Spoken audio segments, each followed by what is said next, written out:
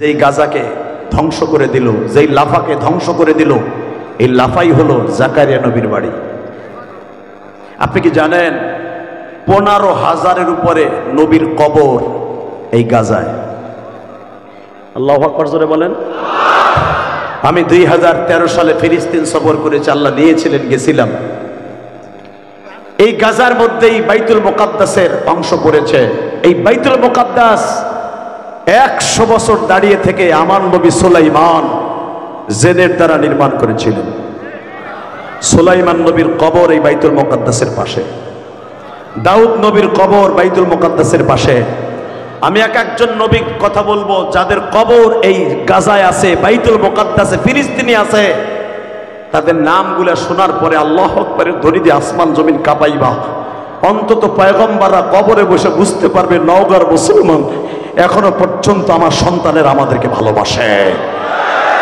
Ready? এই ফিলিস্তিনে গাজার মধ্যে কবর আছে আমার জাতির পিতা ইব্রাহিমের।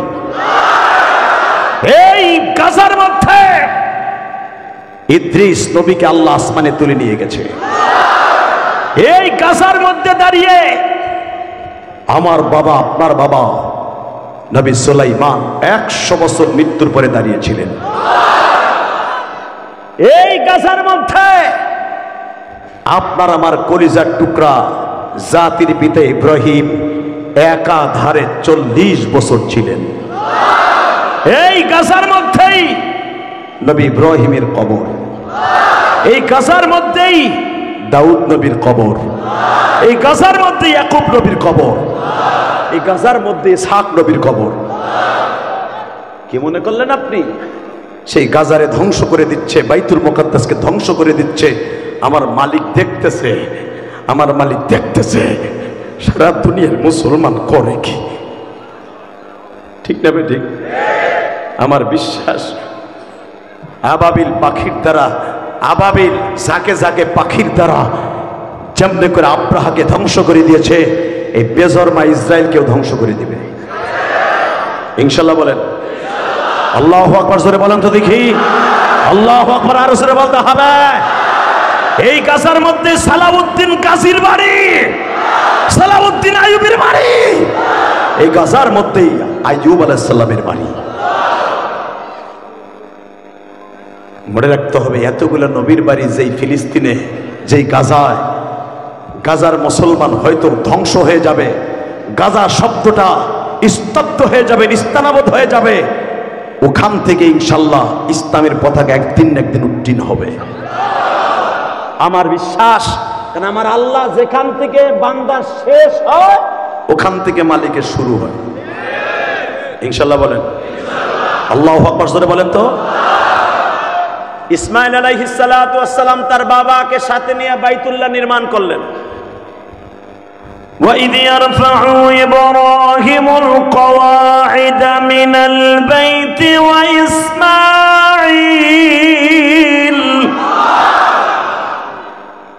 বাইতুল্লাহ নির্মাণ করলেন দুই বাপ বেটা। জোরে বলেন আল্লাহু আকবার।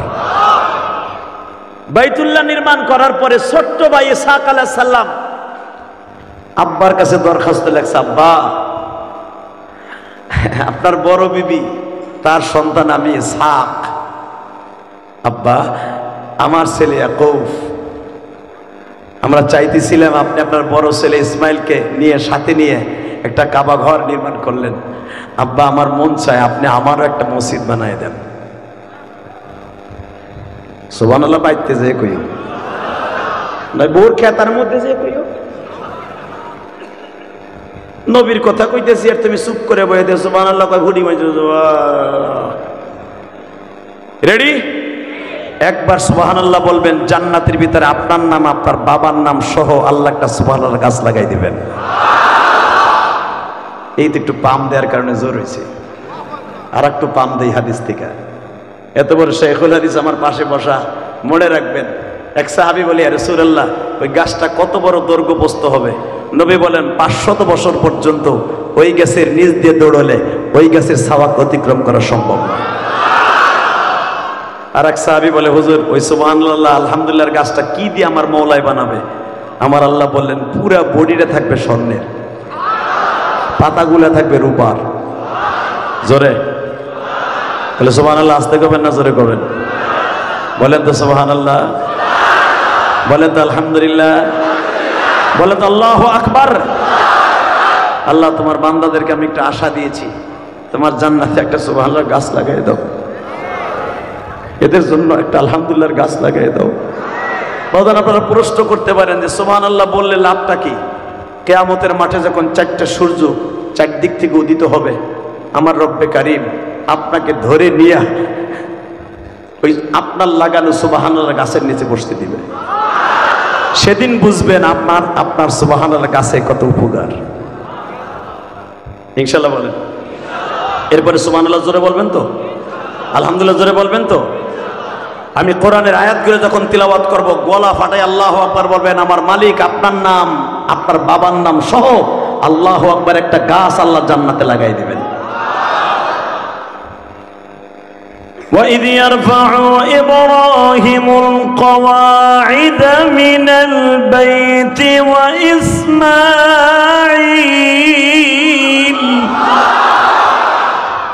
আব্বা, আপনি আর আমার বড় ভাই ইসমাইল মিলে একটা কাবা ঘর বানাইলেন আমার ছোট্ট মা হাজেরারের সাথে নিয়ে। আব্বা, আমার মার বৃদ্ধ বয়সে আমার মার সাথে নিয়ে আপনিও বৃদ্ধ হইয়া আমার একটা মসজিদ বানাই দেন। মিল্লাতা আবিকুম ইব্রাহিম হুয়া সাম্মাকুমুল মুসলিমিন।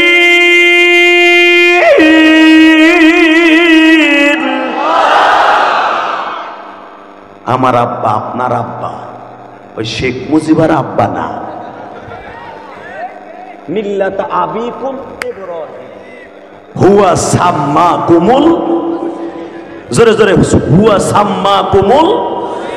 এটা কি আমার কথা না আল্লাহর কথা? এ তালবেল আমরা কথা কই, বড় ফেসবুক চলে সব শেষ। কেতরালি গুলা উলামান বর্তমানে মাদ্রাসায় পড়ে। এই যে হুজুর যখন ছিল বড় মাঠে, আমার আগে তাকবীর কেউ দিতে পারে নাই। এই হুজুরের সাইজে ছোট হইতে পারে, পুরাটা জিনিস বড়া। কথা কন না কেন? আরে এখনের পোলাপান এলেমও জানে না, হেলেমও জানে না, কালামও জানে না। তাকবীর দিতে গেলে শীতে হয়ে হাঁপাইতে তাই হারুমের মুরগির মতো। নাই তো কিছু, ওই যে ফেসবুক চলে করে কিচ্ছু নাই। কথা কন না কেন? বেটা বজ্রের মতো আওয়াজ দিবি, সারা দুনিয়া কাঁপায় দেখা দিবি। কারণ এই যুবকরাই পারবে। একটা সরকার শেখ হাসিনার যদি ছাত্ররা পতন ঘটাইতে পারে, এই যুবকরাই পারবে এই সমাজটাকে সুন্দর করতে।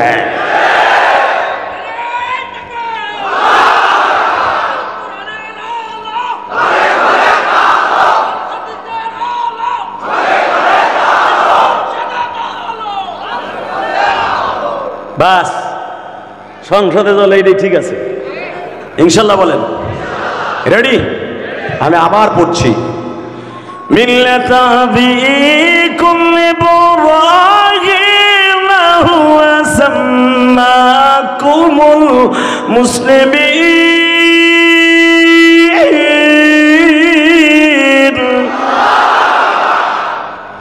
আমি পৃথিবীতে একজন মিল্লাতে মুসলমানের জন্য আব্বা বানায় দিলাম, তার নাম ইব্রাহিম। কে বলছে? জোরে, আরো জোরে। এই আমনে গুতা দিয়ে কন্ত কে বলছে? আরো জোরে।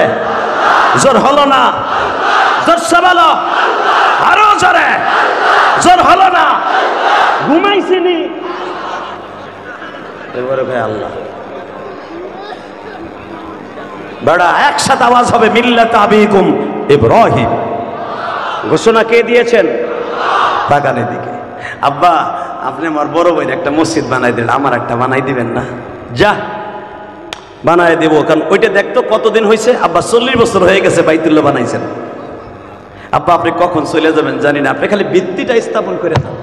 আব্বা আপনি খালি মসজিদের কাঠামোটা তৈরি করে দিয়ে যান, বাকিটা আমি বাইসে থাকলে করব। আমার জাতির পিতা ইব্রাহিম যেই জায়গায় প্রথম ভিত্তি স্থাপন করছিলেন, ওই জায়গাটাই বোমা মারছে কালকা।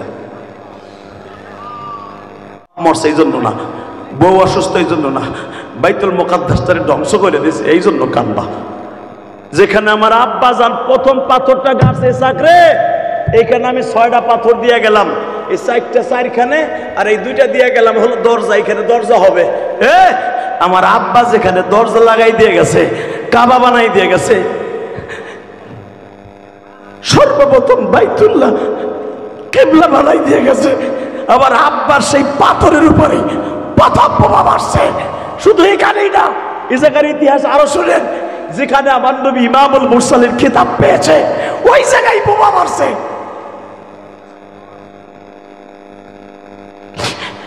বেজন্ডা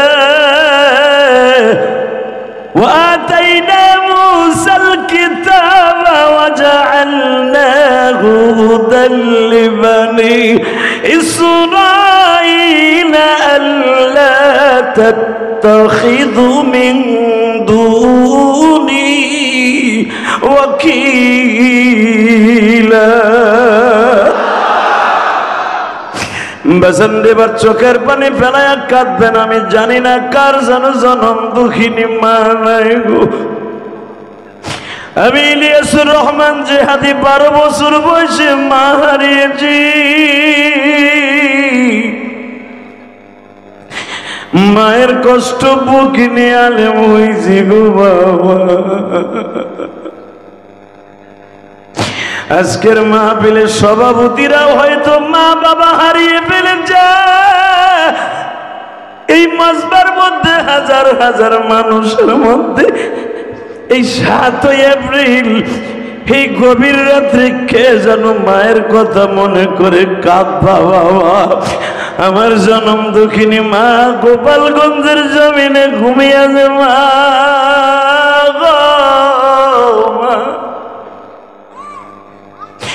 মা তুমি কেমন আছো জানি না বাবা।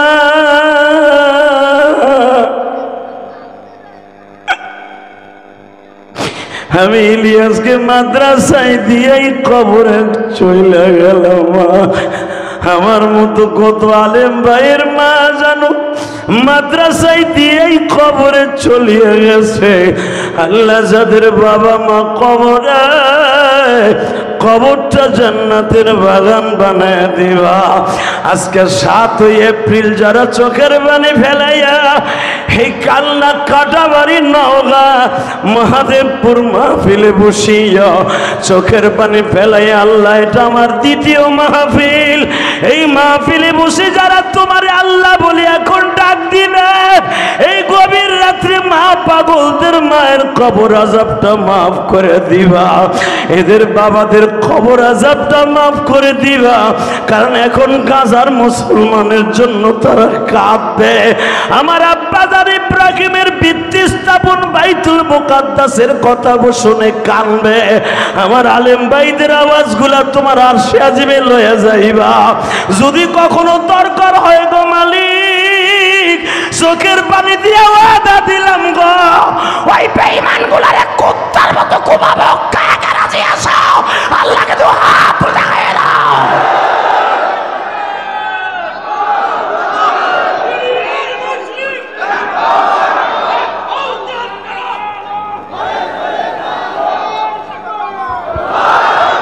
আমার নওগাঁর ভাইরা, মহাদেবপুরের ভাইরা, এই কালনা কাটাবাড়ি মাদ্রাসায় বসে 7 এপ্রিল সাক্ষী রেখে গেলাম। জীবনের এই ময়দানে আসবো কিনা জানি না, তবে তোমাদের সাথে আমার ক্রোজে মাসারে দেখা হয়ে যাবে। আমি সেদিন দেখব গাজার মুসলমানের জন্য, আমার আব্বা ইব্রাহিম খলিলের মসজিদের জন্য তার সন্তানেরা বয়ে বয়ে কাঁদছিল। তোমাদের সভাপতির চোখের মধ্যে পানি, আলেম ওলামাদের চোখের পানি কোনোদিনও মাওলাই ফিরাইয়া দিতে পারে না। আমার কলিজার টুকরা কাটাবাড়ির যুবক ভাইরা রে, শুধু একটা আওয়াজ দিয়ে দেখাইয়া দে রে ভাই, দুনিয়া থাকার জায়গা নয়। যদি বাঁচতে হয় বাঁচবো, এই কোরআনের জন্য বাঁচবো, বাইতুল মুকাদ্দাস রক্ষা করার জন্য বাঁচবো। এরা যদি বাইতুল মুকাদ্দাসকে চিরতরে ভাঙ্গা ফেলতে পারে, 2 দিন পরে আমার কিবলা মক্কা নগরের পরে হাত দিবে এই কুত্তাগুলি। বাইতুল মুকাদ্দাস মুকাদ্দাস যখন ধ্বংস করতে পারবে, ওরা মক্কায় হাত দিবে। মক্কায় আক্রমণ করার আগে মুসলমান রেডি হও, যেই হাত দিয়ে মক্কার দিকে আক্রমণ করবে প্রত্যেকটা বেঈমানরে কুত্তার মতো মারবো, কুত্তার মতো মারবো, কুত্তার মতো মারবো, কুত্তার মতো মারবো।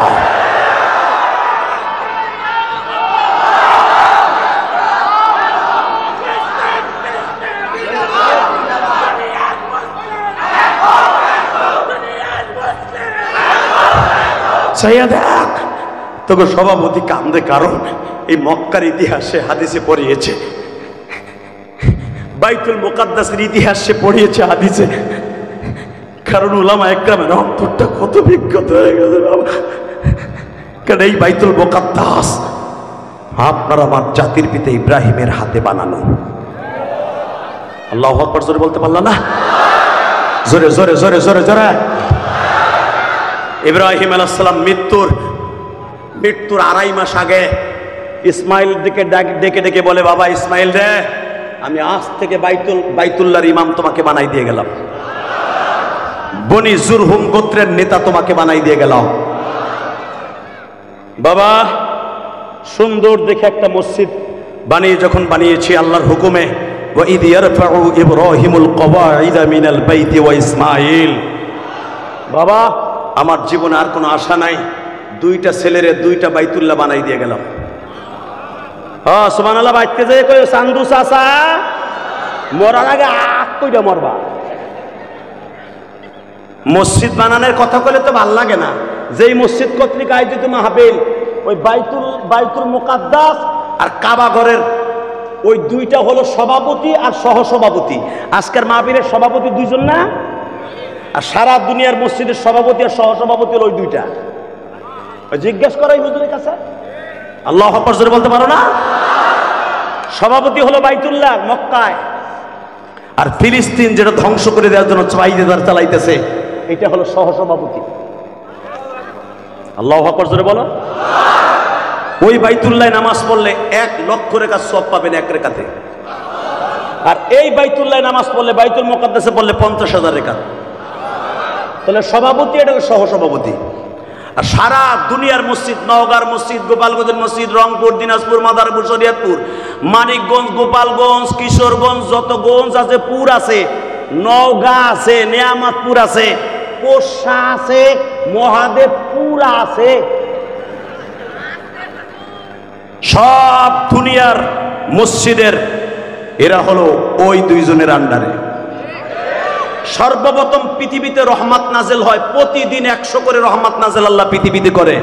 বুখারীতে আসছে 99টা রহমত কাবা ঘরের ছাদে থাকে, আর একটা রহমত সারা পৃথিবীতে পৌঁছায়। এই একটা রহমত দিয়ে সারা দুনিয়ার মসজিদের মুক্তাদি, সারা দুনিয়ার মসজিদগুলো হলো মুক্তাদি। ওই 2 জন হলো সভাপতি আর সেক্রেটারি। আল্লাহু আকবার জোরে বললা না? ওই 2টাই যদি ধ্বংস করে দেয়, তোমাকে এই মহাদেবপুরের এই কাল্লা কাটাবাড়ি মসজিদ থেকে লাভটা কি? কথা কন না কেন? সহসভাপতিরে দিছে ধ্বংস করে। এখন যে কোনো মুহূর্তেই বেজরমা ইসরাইল যে কোনো মুহূর্তে কাবা ঘরের পরে আক্রমণ করবে। এরা চাইবে মক্কাকেও দখল করতে। এদের প্ল্যান সারা দুনিয়া ভিতরে 2টা জায়গা পবিত্র, একটা হলো বাইতুল মুকাদ্দাস, সুবহানাল্লাযী আসরা বিআবদিহি লাইলাম মিনাল মাসজিদিল হারাম ইলাল মাসজিদিল আকসা। জানে আমার আল্লাহ 2টা মসজিদের কথা তার কোরআনে ডাইরেক্ট ডিক্লার দিছে। এই 2টা নিয়ে এই মুসলমান বাহাদুরি দেখায়, এই 2টারই আগে ধ্বংস করব। এই কুত্তার বাচ্চাগো এটাই প্ল্যান পোকা, এই বেজরমাদের এইটাই প্ল্যান। এটা স্বপ্নেও দেখিস না। বাইতুল মুকাদ্দাসের মতো বাইতুল্লাহর দিকে যদি একবার চোখ তুলে তাকাস, চোখ দুটাকে উপরে ফেলে দিব। রাজি আছেন না? উলামা একরাম যাও খাও মানুষের মতো কাউকে জোরে কম যায় না? রাজি আছেন না? যদি বাইতুল মুকাদ্দাস নিয়ে এত বছর যুদ্ধ করে তোরা মনে মনে ভাবতেছ সাকসেস হয়েছিস, না, যে কোনো মুহূর্তে তোদের পর আল্লাহর গজব চলে আসবে। আল্লাহ পারে না? পারে না? আল্লাহর সাহায্য আসতে পারে না? তাকান এদিকে। মৃত্যুর 2.5 মাস আগে ইসমাইলকে ডেকে ডেকে বলে, 2টা কেবলা তোদের 2জনকে বানিয়ে দিয়ে গেলাম, এখন 2 ভাই 2টা বিয়া করে নিও। মারহাবা বলেন। কেউ কেউ বলেন ইব্রাহিম ইসমাইল আলাইহিস সালামের এটা ছিল 2য় নাম্বার বিয়া, কেউ কেউ বলেন প্রথম বিয়া। বিয়া যখন উনি জীবনের প্রথম বিয়া করে, ইব্রাহিম আলাইহিস সালাম ওই বিয়ার বরযাত্রী হিসেবে ছিলেন না।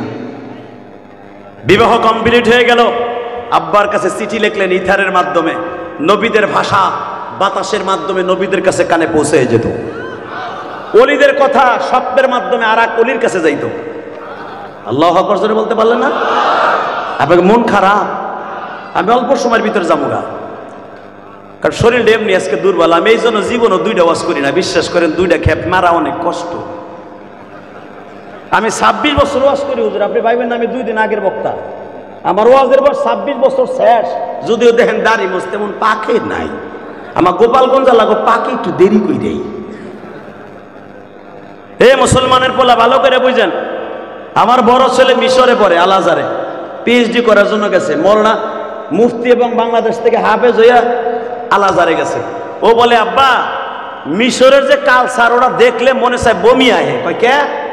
একটা ইমামেরও দাড়ি নেই।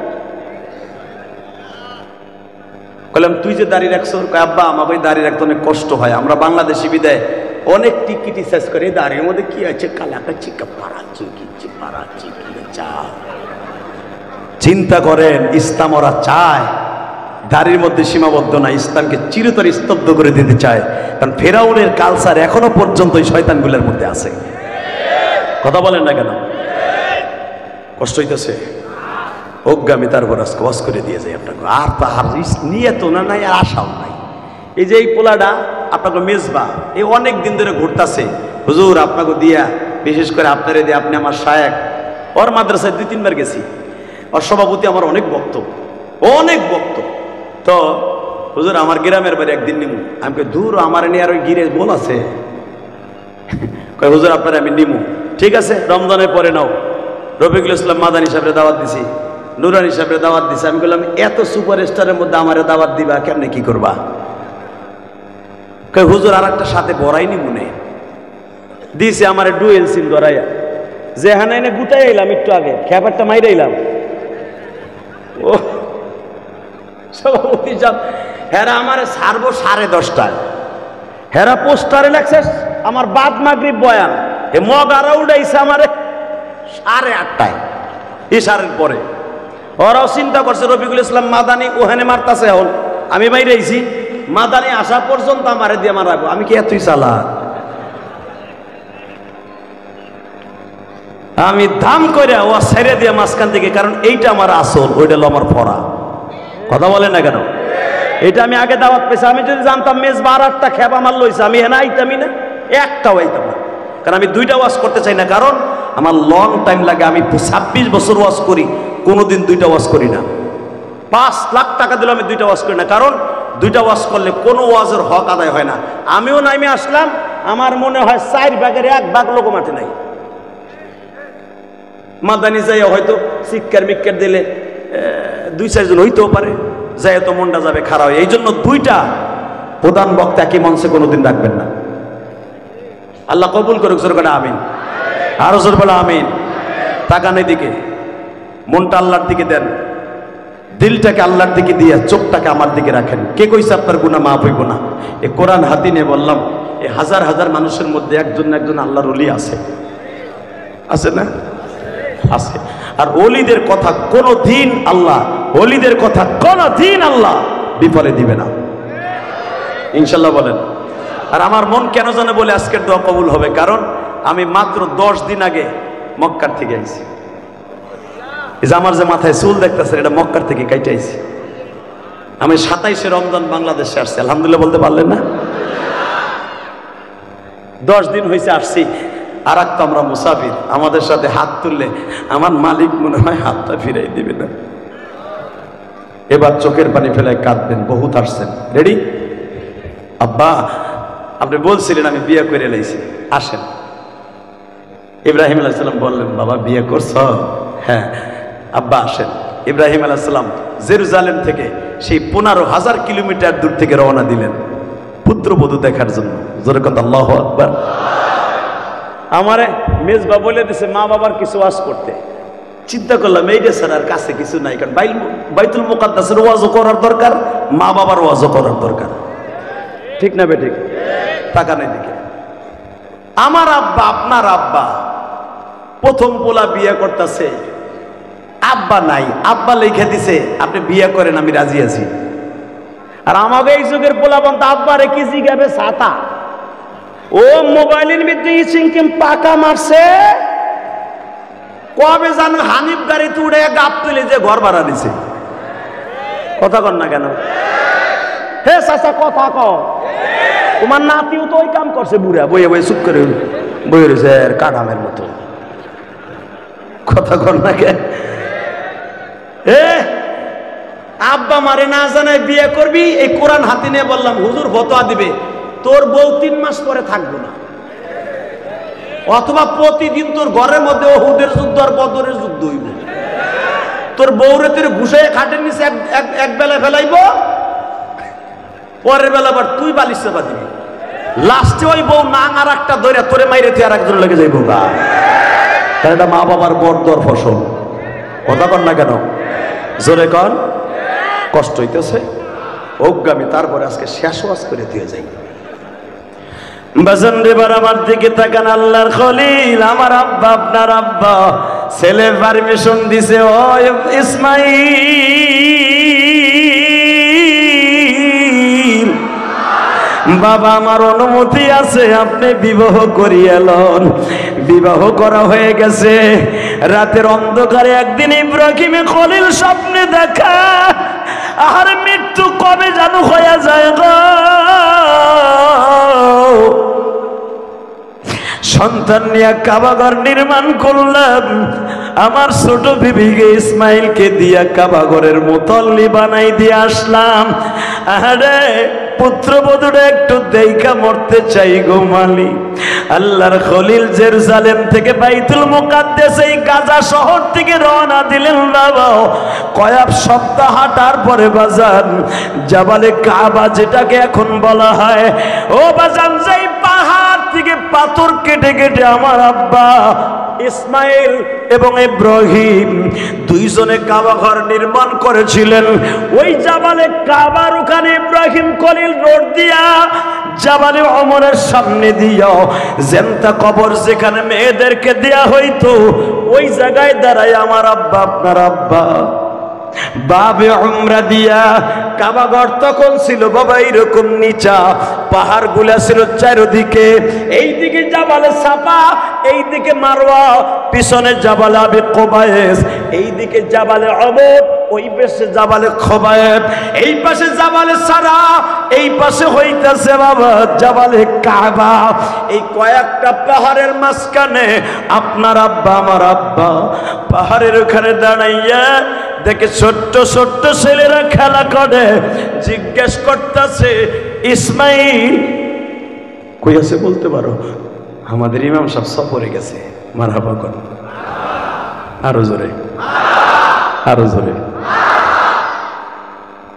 জাতির পিতা আমার আব্বা মনে মনে ভাবে 15 দিন সফর করে আইলাম, আয়া যদি দেখি পোলা নাই, পুত্রবধূ আমার নাও চিনতে পারে, জামু কি জামু না, জামু কি জামু না। ধরেন এই হুজুরের পোলা ধরেন ঢাকায় থাকে, বাসা সে চিনে না, একজন ইমাম সাহেব ডাক দিয়ে কয় আমার এমন একটা পোলা এই সাইজের অমক পাল, এখানে মসজিদের একজন মুতল্লি, আর বাসা চিনেন। ইমাম সাহেব চিনলে কইব হে তো বাসায় না, আপনি যাই লাভ নাই, ঠিক না বেঠিক? অপেক্ষা করতে হবে। ইব্রাহিম আলাইহিস সালাম মনে মনে ভাবে আমার হাতেও তো সময় নাই, পোলার বউ দেখতে এলাম, পোলায় বাসায় নাই। আস্তে আস্তে করে তারপরেও দাঁড়াইছে, সাহস করে যে ডাক দিছে, ঘরের মধ্যে কেউ আছেন গো? ঘরের মধ্যে থেকে খুব কর্কশ ভাষায় আওয়াজ দিয়ে কয় আসি। কে আপনি? আমি বহুত দূর থেকে আসছিলাম, আমি একটু বৃদ্ধ মানুষ, 15 দিন সফর করে আইছি। আসছেন, আমার স্বামী বাসায় নাই, উনি আসলে তারপরে দেখা করেন। তোমার শাশুড়ি নাই? আরে আপনি বললেন যে আমি বৃদ্ধ মানুষ, তা আমার শাশুড়িরই দিয়ে আপনি কি করবেন?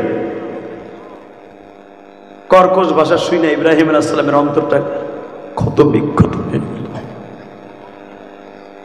আমার আব্বাজানকে যে কষ্ট দেয়, সে যেন আমার আল্লাহরে কষ্ট দেয়, ঠিক না বে ঠিক? জোরে কোন যারা নবীদেরকে কষ্ট দেয় সে যেন স্বয়ং আল্লাহরে কষ্ট দেয়, ঠিক না? তার জ্বলন্ত একটা প্রমাণ মাঝখান দিয়ে শুনাই দেয়। আমার নবী দ্বিপ্রহরে একবারে 11টার সময় আবু জেহেলের দাওয়াত দিয়ে কয়, ইয়া উম্মি কুলু লা ইলাহা ইল্লাল্লাহ তুফলিহুন। চাচা, আপনি যদি একবার বলেন লা ইলাহা ইল্লাল্লাহ, আল্লাহ মাফ করে দিব। বেঈমান আবু জেহেল ডাক দিয়ে কয়, কই দিনের বেলা কোনদিন আমারে তোর দিনের দাওয়াত দিয়ে আবি না। আমার নবী বাসায় চলে গেলেন। দীপ্ত কণ্ঠে ডাক দিয়ে বিবিকে বললেন, বিবি রে, ঘটনা তো ঘটে গেছে, বেঈমানের কাছে মনে আর জীবনেও যাইতে পারবো না। কি হয়েছে? আমারে বলে দিছে, তুই যদি দিনের বেলা আমার কাছে কখনো তোর দিনের দাওয়াত নিয়ে আসস, দাওয়াত ও তাবলীগের দাওয়াত নিয়ে আসস, তোর গালের সল ফাটাই দেব। দেখেন আমার মা, আপনার মা খাদিজা কত বড় বুদ্ধিমতী ছিলেন। বুদ্ধি, এত বুদ্ধি আমার মা খাদিজার মাথায় চট করে বলে ফেললেন। এই জন্যই তো আমার নবীর জীবনে প্রথম বিবিটা এমন মিলাই দিছে যেন আমার নবীকে সর্বদিক দিয়ে চালাইতে পারে। আল্লাহু আকবার জোরে বলতে হবে। আমার নবী বললেন, খাদিজা, বেঈমান আবু জেহেল তোমাকে যাইতে নিষেধ করেছে। মা খাদিজা দেখলেন আমার স্বামী তো দাওয়াত ও তাবলীগের পাগল, কোনদিনও নিষেধ করলে তো শুনবে না। তালিল করে এখানে সুন্দর করে জিজ্ঞেস করলেন, আপনারা কি দিনের বেলা যাইতে না করছে না রাতের বেলা না করছে? আমার নবী বললেন, খাদিজা রে, আমার দিনের বেলা যাইতে না করছে। দিনের বেলা তার কাছে অনেক সঙ্গভঙ্গ থাকে, তার বলে মান সম্মানের প্রেস্টিজ। মা খাদিজা কত সুন্দর করে সাজ করে বলে, নবীজি وإنك لعلى خلق عظيم لقد كان لكم في رسول الله أسوة حسنة। স্রষ্টার সৃষ্টিজীবীর মধ্যে সবচেয়ে উৎকৃষ্টতম চরিত্রের অধিকারী দিয়ে আল্লাহ আপনাকে বানিয়েছে। আপনার মডেলিং এ সারা দুনিয়ার মানুষকে আল্লাহ মডেল করতে বলেছে। বাজান রে, বা দিলটা নরম করবেন। আমার নবীকে কোরআনের আয়াতগুলো মা খাদিজাকে শুনিয়ে দিয়ে বললেন, ও আমার প্রাণের স্বামী, আমার কলিজার নবী, আমার জানের নবী, আপনারে দিনের বেলা যাইতে না করছে, রাতের বেলা তো না করে নাই। এখানে যদি আমি জিহাদির বউ হইতো, এই সভাপতি সাহেবের বিবিও হইতো, চট করে করে তুমি যাও কা বুড়া বয়সে দাওয়াতের কাম, তুই যাস কথা ঠিক না বেঠিক? কে তুই স্যার আর কেউ নাই দাওয়াতের কাম করতে, তুই যাস কে? যেই দোকানদারে দাওয়াত দিলে তোর বকা দেয়, গালি দেয়, তুই যাস কে? ঠিক না বেঠিক? এই হুজুরি বউ না করলে আমার বউ তো ডাইরেক্ট কইতো যে এলাকা আপনার টাকা টুকা ঠিক মতো দেয় না, জান কে কয় তো ডেলিও কয়, কারণ টাকা কম দিলে বোর কাছে কই। বউ কয় তো এলাকা নিবেন না, তা আমি আবার কই না নিলে এলাকার লোক মাহরুম না, কত যান ঠেলা খাইয়া হেন গা, ই আবার কয় তাকান এদিকে। এই মুসলমানের বলে আমার মা, আপনার মা বলে দিলেন আপনার দিনের বেলা যাইতে না করছে, রাতের বেলা তো করে নাই। আমার মা, আপনার মা দাওয়াত ও তাবলীগের জন্য কত সহযোগিতা করছে। আমার মা কোনোদিনও খাদিজা দিনের বেলা ঘুমাইছে, রাতের বেলা কোনোদিনও ঘুমাই নাই। সারা রাত আমার নবীর ঘরটা পাহারা দিছে যেন আমার নবীর কেউ আক্রমণ করতে না পারে।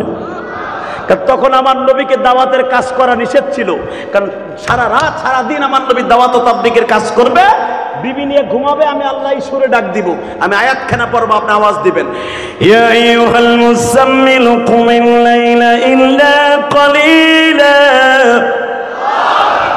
নিসফাহু আও ইনকুস মিনহু ক্বালিলা আও জিদ আলাইহি ওয়া রাত্তিলিল কুরআনা তারতিলা।